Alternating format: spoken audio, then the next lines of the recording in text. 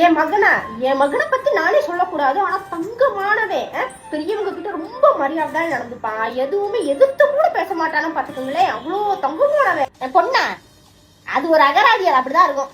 தம்பி இங்க பாருமா, 10:30 ஆயிடுச்சு. எந்திரிச்சு வந்து சாப்பிடு. எவ்வளவு நேரம் தூங்குவ?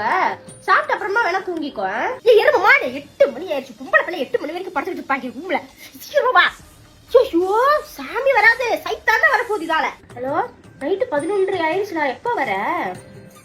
லேட் ஆகுமா? சரி ஓகே, பாத்து வா. அம்மா முடிச்சிட்டு இருக்கேன், பிரச்சனை இல்ல. ஹலோ, 6:01 ஆயிடுச்சு. எப்ப வர? இருக்குடி, எனக்கு வா, வீட்டுல வச்சிருக்கேன். எனக்கு நல்ல வேட்டு. இதுதான் அந்த பொண்ணா? நல்லா இருக்கா. மகாலட்சுமி மாதிரி இருக்கா. அப்பா கிட்ட இப்ப சொல்ல வேணாம், அம்மா அப்புறமா சொல்லிக்கிறேன். தங்கம்.